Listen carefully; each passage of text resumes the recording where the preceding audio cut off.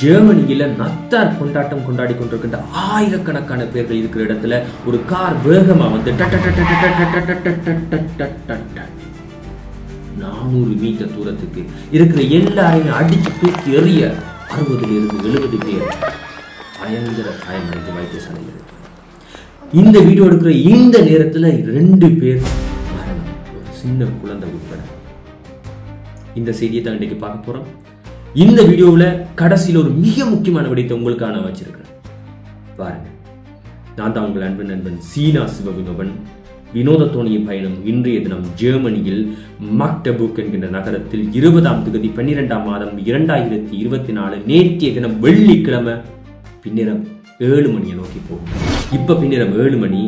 இந்த நகரத்துல எல்லாரும் சந்தோஷமா கொண்டாடி கொண்டிருக்கிறோம். இன்னும் 4 நிமிடத்துல என்ன நடக்க போகுது என்கின்ற விடயம் தெரியாதவர்களாக மிக சந்தோஷமா வேலையை முடிச்சுட்டு வந்த கணவன் மனைவி, பெற்றோர்களோடு, குழந்தைகளோடு, வயதானவர்களோடு, இயலாதவர்களோடு சந்தோஷமாக நத்தார் கொண்டாட்டத்துக்காக மக்டபுக் நகரத்துக்கு செல்கின்றார்.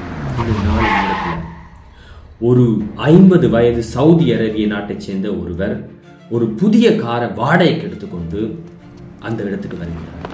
வேகமா வருகிற கார் நோமலா அந்த இடத்துல ஸ்லோவாக இருக்கணும், பிரேக் அடிச்சிருக்கணும், அடிக்கல. ஆக்சிலேட்டர் கொடுக்கப்படுகின்றது, கார் வேகமா வருகுது. மக்கள் இருக்கின்ற அந்த இடத்துக்குள்ள 400 மீட்டர் தூரத்துக்கு மக்கள்களை அடித்து மிதித்து நெறித்து கொண்டு செல்கின்றது. உடனடியாக காவல்துறை அந்த இடத்துக்கு வந்து அந்த 50 வயது நபரை கைது செய்கின்றார்கள்.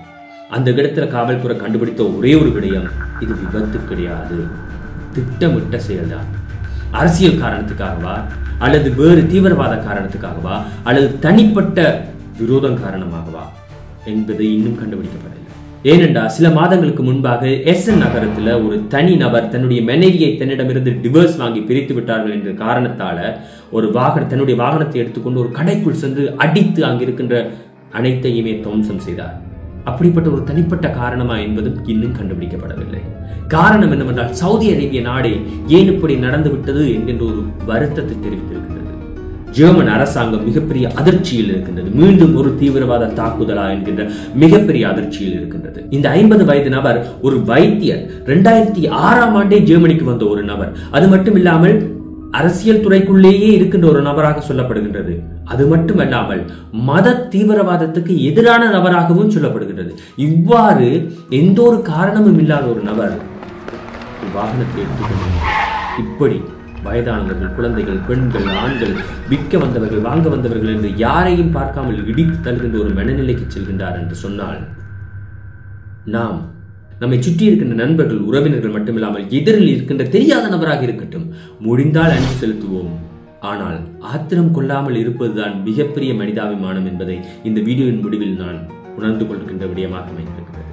இதை நாம் அனைவருமே உணர்ந்து கொண்டோம் என்றால் சிறிய சிறிய கோபங்கள் எங்கெல்லாம் கட்டுப்படுகின்றதோ அங்கிருந்துதான் இந்த உலகத்துக்கான ஓய்வு உருவாகுகின்றது என்பதை நம்புகின்றேன் என்று சொல்லி இந்த வீடியோவை முடித்துக் கொள்கின்றேன். அன்போடு பகிர்வோம், அன்பை பகிர்வோம்.